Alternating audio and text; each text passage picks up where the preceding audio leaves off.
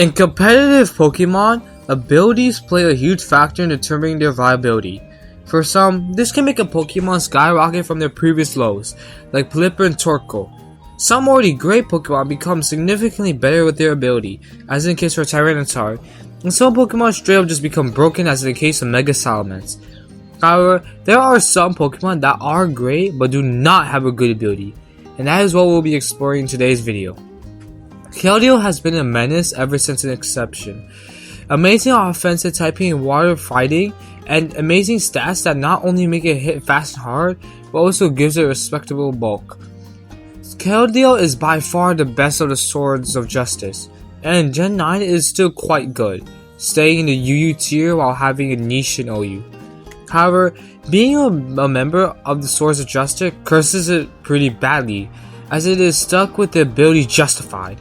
Justified is in no way a bad ability.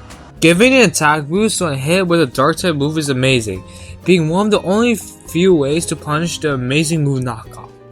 However, on a Pokemon that uses its dominant base 129 special attack and not its pathetic 72 attack, Keldeo would rather keep its item. Unless you need a really strong flip turn, but at that point just use a different Pokemon.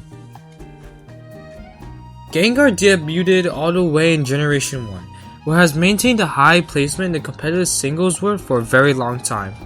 It has a good speed tier, amazing special attack, and when Generation 4 came along, it had gotten an extremely spammable move with Shadow Ball, backed up by Focus Mist and other amazing move options. Gengar had the amazing ability Levitate, but I say had because for whatever reason, in Generation 7, Axe Levitate for Cursed Body, which is a horrendous step down. And since Gengar can't even tank hits to the first place, it makes Cursed Body almost useless. Had Gengar kept Levitate, who knows, maybe it wouldn't be stuck down in RU, which is a horrible step down from the 6 straight generations of OU it had endured. At least its Mega Evolution is broken.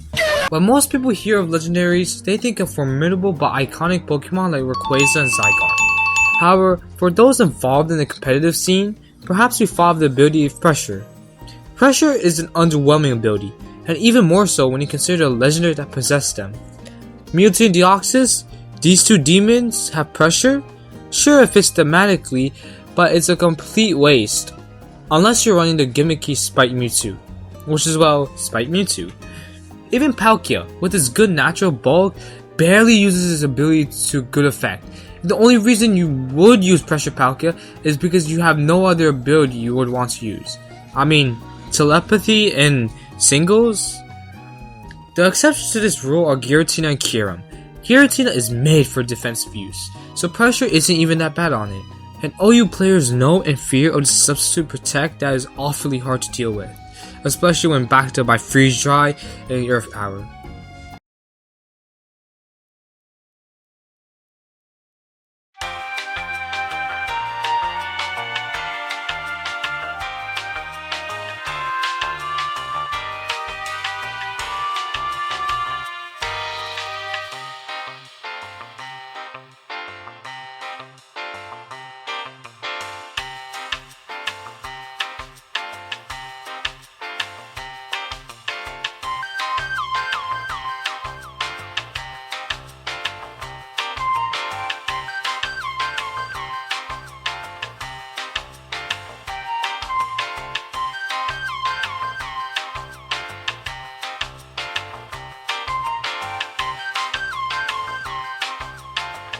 Weavile is a complete menace of Pokemon, wielding 2 of the single best stabs, knockoff, and triple axle to amazing effect, which is further helped by her amazing stats.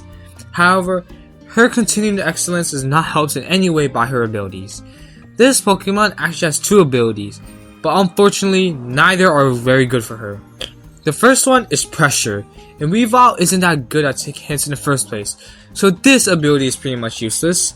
You could maybe try to pressure stall Psychic type moves by continuing to switch around, but at that point, just slam the Psychic type with knockoff. What about her second ability? Oh, it's just Pickpocket, which fits extremely well thematically, but competitive wise, not great at all, as you would need to have no item in the first place, which is something Weavile doesn't even want. The only thing that you might want to do with Pickpocket is to switch into Knockoff that you resist and steal their item. Wait, what's that? Weavile store a Toxic Orb from Gliscor.